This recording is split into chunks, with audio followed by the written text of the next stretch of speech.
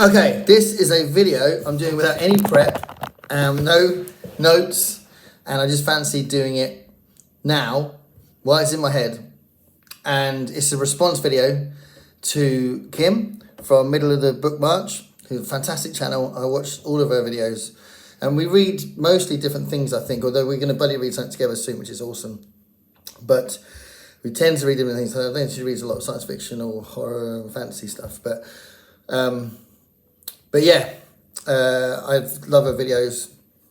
Her take on BookTube, I think, is fantastic, and quite often I've done a few response videos to what she said, and this was one that's coming from a video that Kim did about book events and about how she's kind of approaching it as if, like, is this prescribed reading once I start joining in with events? And if it is prescribed reading, is that why I feel like, oh, I'm not sure if I want to read this thing now that it's become an official, oh, you must read this. And she refers back to school, where when she was at school, if she was told to read something, she immediately had a sort of a defensive kind of approach to it. And I think a lot of people can probably relate to that.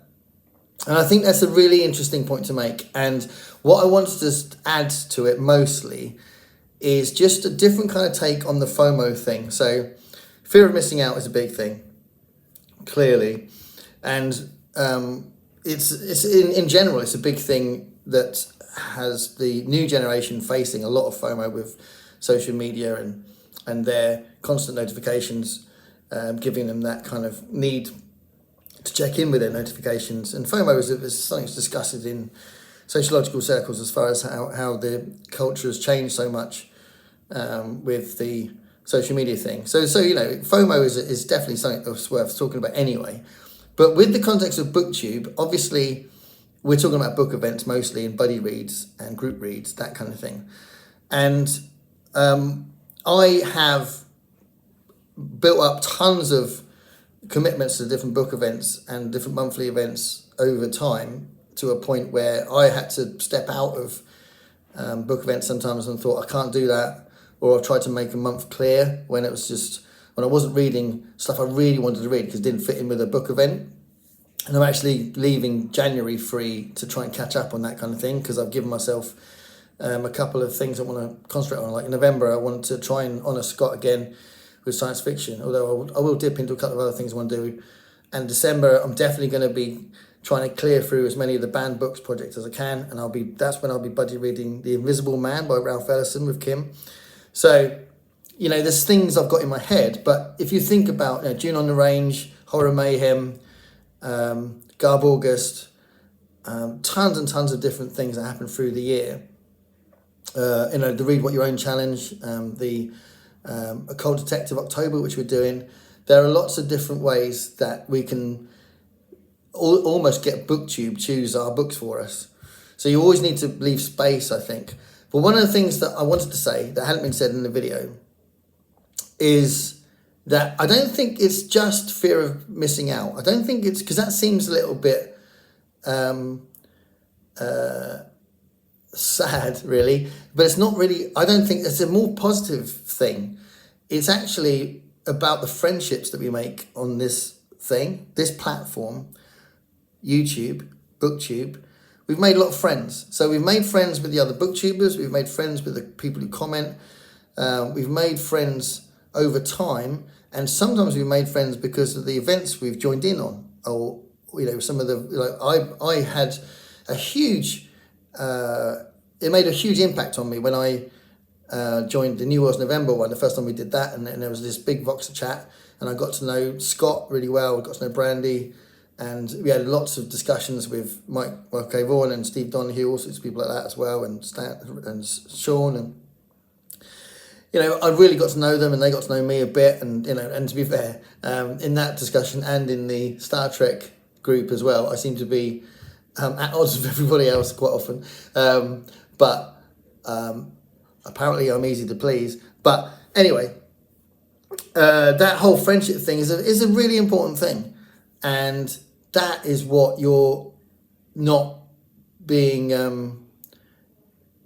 responsive to, rather than just a book event coming out, go, oh, shall I read those books? It's not, I don't think that's as important as the fantastic enjoyment and enrichment and development of the friendship that you'll be getting out of joining in on an event or joining on in a buddy read or a book group read, that kind of thing. I mean, when we did the Holly project and we read those 6 books where Stephen King had Holly's character in it, it was fantastic. That's the best experience I've had so far with buddy reads, because buddy reads has been a bit all over the place since I've been doing them. But that was fantastic. Everyone was on point. Everyone read them at the same time. We had a discussion each book, live stream each book that Greg hosted, and that was brilliant. That was really cool, and that enhanced our friendship, and obviously the live streams as well. In general, me and Dave have got close because of our fortnightly live stream, but book events can bring about live streams, and discussions and private discussions, and that's the thing. This isn't about choosing not to read a book or choosing not to read a type of book because that's in the event. This is about, stay with me with this, this is about a metaphorical phone call where someone phones you up and goes, do you want to go out tonight? And you go, nah, I'm staying in, I'm going to watch a film rather than go out and go to cinema and watch a film with you, or go to theatre, go to a show, go to a gig. I'm going to stay in. That is what's happening. So ultimately, it's not fear of missing out. It's just that idea that you want to get involved in things because it develops your friendship, and you're hanging out with your mates. You're going out rather than staying in. Going out rather than staying in. That's what I wanted to make there. I don't think that was talked about in Kim's video, and I think that's the idea that's what the FOMO thing is in related to book events and buddy reads and group reads. It's going out rather than staying in. So if you decide not to do it, you're staying in. Hopefully that makes sense, because I think that is really important. The friendships we make on here are awesome, and I absolutely love the people that I've met on here. Some I've met in real life now, which is fantastic. So a big bunch of people in London. I've met MJ. I'm hoping to meet 2 very significant people next year. It's great. It's absolutely great, and it's real, and that reality of the friendships, that deep depth of friendship, is enhanced by the things that we do together on BookTube, not just the things we do separately and relate to and go, oh yeah, cool, I've read that, or you read something years apart and I remember when I read that. That's fine, but the things that you read together, that enhances that immediate friendship that you've developed at the time. So hopefully that you can relate to that, because this is true for the people who comment on videos as well. So, the people who watch the videos, I know that any booktuber will agree that those people are hugely important as well. So we might not share the screen, but we share the experience. Please comment below on that. Thanks a lot for watching. Stay curious, everybody.